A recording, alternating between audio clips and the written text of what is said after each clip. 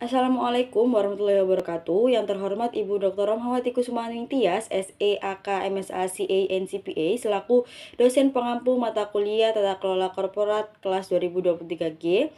Di sini kami dari kelompok 11 akan mempresentasikan hasil diskusi kami terkait Business Ethics.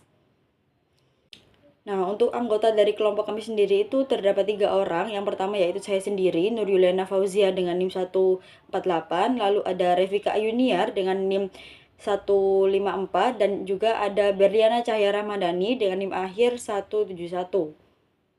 Yang pertama yaitu etika bisnis sebagai etika terapan. Nah, etika bisnis adalah cara menerapkan prinsip moral dalam dunia bisnis yang nyata. Tantangannya adalah bagaimana menerapkan teori etika yang ideal ke dalam dunia bisnis yang selalu berubah. Kita tidak bisa hanya mengikuti aturan etika secara kaku, tetapi harus menyesuaikannya dengan kondisi bisnis yang dinamis. Oleh karena itu, pendekatan yang digunakan dalam etika bisnis bersifat pragmatis, yaitu menyesuaikan prinsip agar tetap relevan. Pendekatan ini dikenal sebagai etika hermeneutis, yang artinya mempertimbangkan aturan moral yang berlaku dalam dunia bisnis tanpa melupakan nilai-nilai etika itu sendiri. Nah, selanjutnya yaitu konflik antara rasionalitas ekonomi dan etika. Dalam dunia bisnis, keputusan seringkali lebih berfokus pada keuntungan, pertumbuhan perusahaan, dan kepentingan pemegang saham. Hal ini membuat banyak perusahaan lebih mengutamakan stabilitas ekonomi daripada mempertimbangkan apakah suatu tindakan sudah sesuai dengan nilai etika atau belum. Ketika bisnis hanya berorientasi pada keuntungan, seringkali muncul tindakan yang tidak etis seperti eksploitasi pekerja, pencemaran lingkungan, atau praktik bisnis yang tidak jujur. Selanjutnya yaitu peran etika bisnis. Etika bisnis tidak hanya berfungsi untuk menjelaskan bagaimana ekonomi bekerja, tetapi juga berperan dalam menentukan standar moral dalam dunia bisnis. Dengan adanya etika bisnis, perusahaan tidak hanya berorientasi pada laba, tetapi juga harus memperhatikan tanggung jawab sosial mereka. Misalnya, perusahaan yang bertanggung jawab tidak hanya berusaha mendapatkan keuntungan, tetapi juga memperhatikan kesejahteraan karyawannya dan kelestarian lingkungan.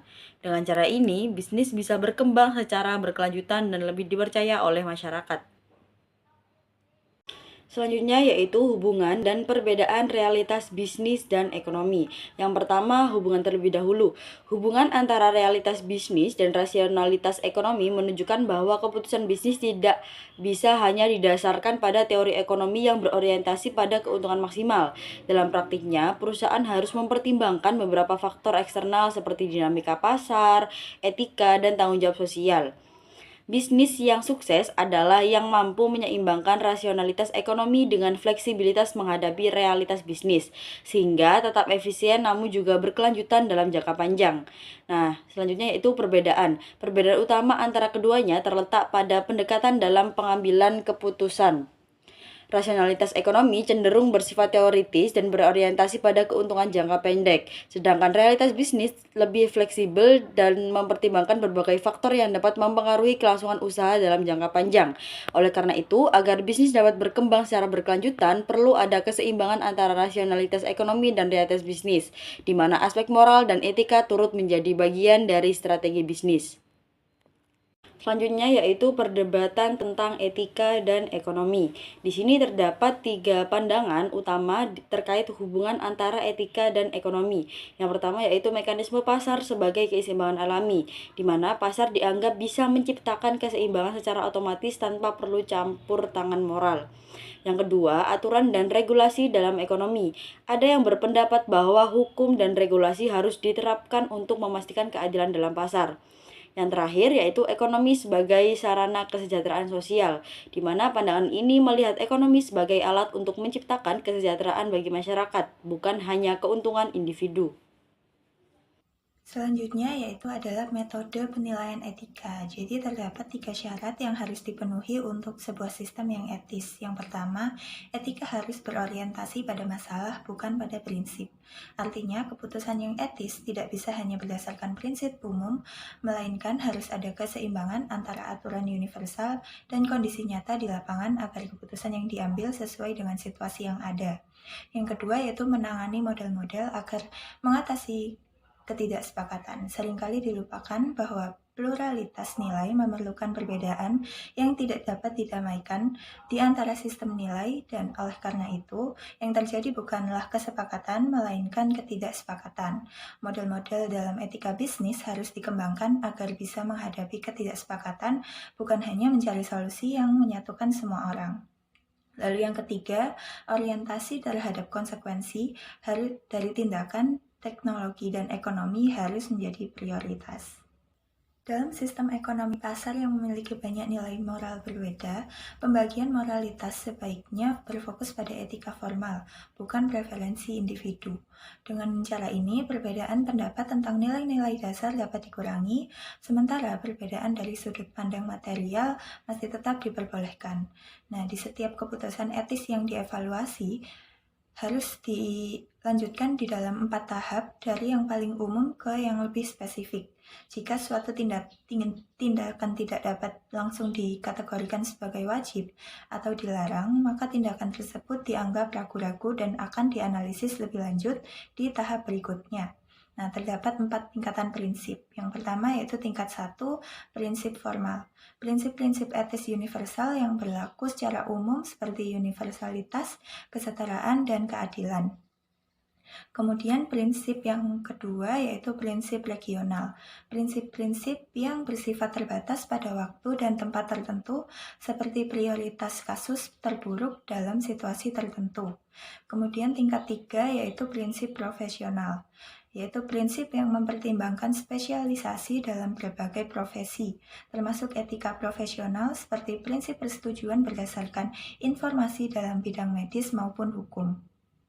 Kemudian tingkat yang keempat yaitu nilai material. Pada tingkat ini, nilai-nilai material mulai berlaku yang dipengaruhi oleh preferensi individu dan kondisi spesifik dalam suatu konteks. Nah, kemudian yaitu kualitas moral dari tindakan ekonomi.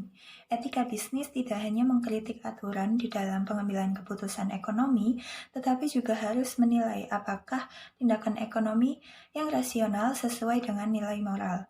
Artinya, keputusan bisnis yang menguntungkan secara komersial tidak selalu benar secara etis. Contohnya yaitu kebijakan perdagangan internasional atau WTO atau ketenagakerjaan di berbagai negara juga harus dievaluasi dari segi keadilan dan moralitas. Begitu pula dengan etika dalam mengelola karyawan dan berinteraksi dengan pemangku kepentingan perusahaan. Saat ini, banyak manajer lebih mengutamakan keuntungan ekonomi dibandingkan pertimbangan moral. Norma moral hanya dianggap penting jika tidak merugikan bisnis. Hal ini menyebabkan tanggung jawab dalam pengambilan keputusan menjadi kabur karena keputusan dalam organisasi besar dibuat oleh banyak pihak, bukan hanya satu individu. Mereka percaya bahwa pasar yang menentukan apakah suatu tindakan ekonomi ini dapat diterima secara moral ataupun tidak. Namun, ada 2 masalah dengan pandangan ini. Yang pertama yaitu cara memandang pasar sebagai mekanisme untuk menentukan benar atau salah hanya memungkinkan pada saat evaluasi setelah kejadian, sehingga tidak bisa dijadikan pedoman utama dalam menentukan pasar itu benar atau salah sebelum membuat keputusan. Kemudian yang kedua yaitu pasar hanya memberikan sanksi pada tanggung jawab ekonomi yang berkaitan dengan konsekuensi langsung, sehingga sering mengabaikan dampak jangka panjang yang lebih kompleks. Selanjutnya yaitu tanggung jawab atas tindakan ekonomi. Jadi di dalam tanggung jawab ekonomi ini memiliki 3 aspek utama, yaitu siapa yang bertanggung jawab. Subjek tanggung jawab biasanya adalah orang perorangan. Hal ini terlihat dari konsep tanggung jawab itu sendiri. Namun, individu dapat memikul tanggung jawab atas institusi meskipun institusi itu sendiri hanya memiliki tanggung jawab yang tidak langsung. Meskipun institusi dan perusahaan dapat dimintai pertanggungjawaban secara hukum, pada hakikatnya mereka ini tidak memiliki kesadaran moral seperti individu.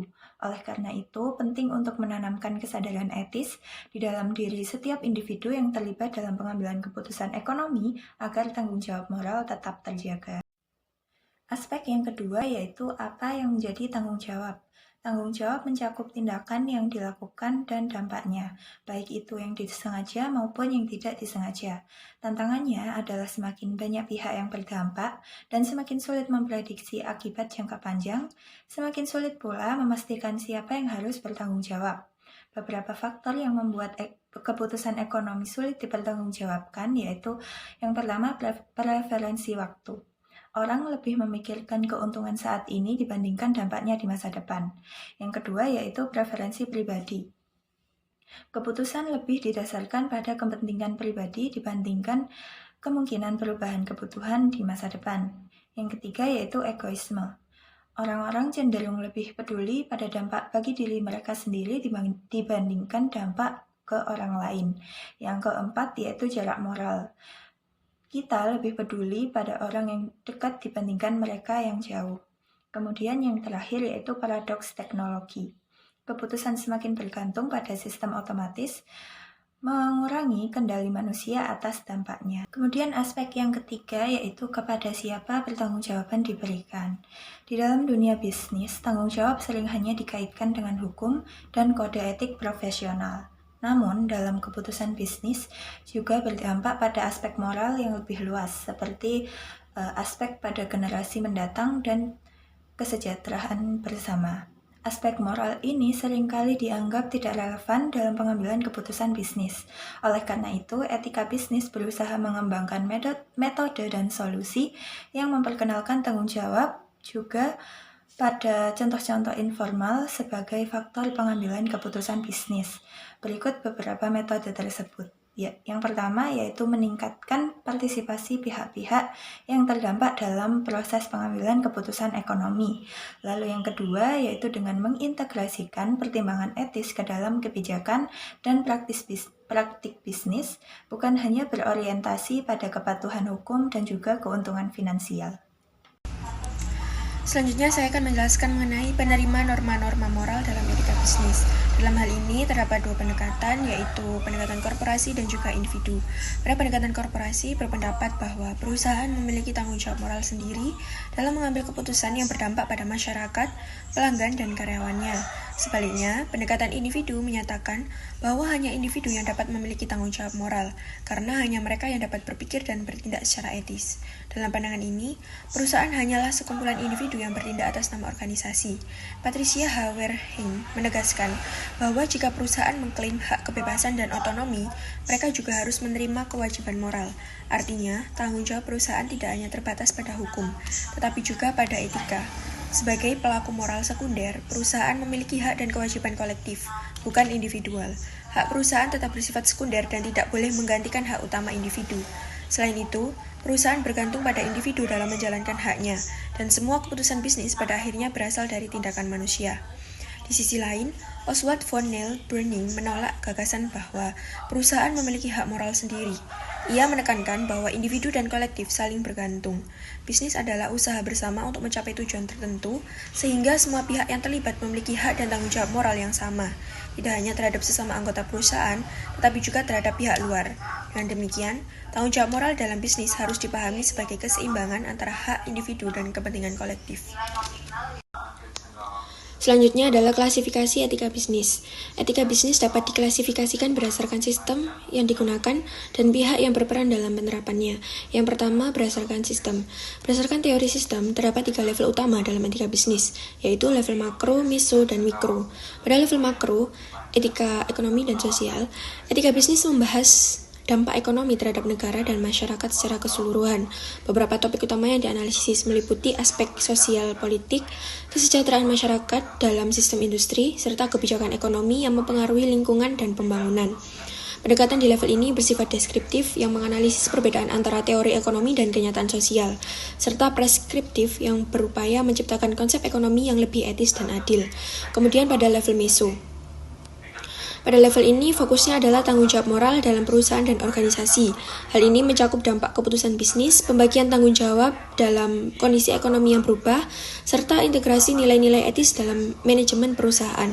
Selain itu, etika bisnis di level ini juga membahas penyusunan kode etik, serta manfaat strategis dari tindakan etis. Pendekatan yang digunakan bersifat deskriptif dengan tujuan memahami bagaimana keputusan tidak etis dibuat serta bagaimana sistem manajemen dapat diperbaiki. Kemudian pada level mikro, pada level ini, perhatian utama diberikan pada bagaimana individu menghadapi dilema etika dalam pekerjaan mereka. Etika bisnis di tingkat ini juga menyoroti hubungan antara kebebasan individu dalam membuat keputusan moral dan tanggung jawab perusahaan serta secara keseluruhan. Jadi, secara keseluruhan, etika bisnis berusaha menciptakan keseimbangan antara kepentingan ekonomi, tanggung jawab sosial, dan tindakan moral di berbagai level dalam dunia bisnis. Selanjutnya, klasifikasi etika bisnis berdasarkan pelaku yang ditargetkan terbagi menjadi dua paradigma utama, yaitu etika individu dan etika institusional. Etika individu menekankan bahwa individu adalah satu-satunya subjek yang bertanggung jawab atas keputusan moral. Hanya individu yang dapat mengalami perasaan tanggung jawab dan mengambil keputusan berdasarkan pertimbangan moral.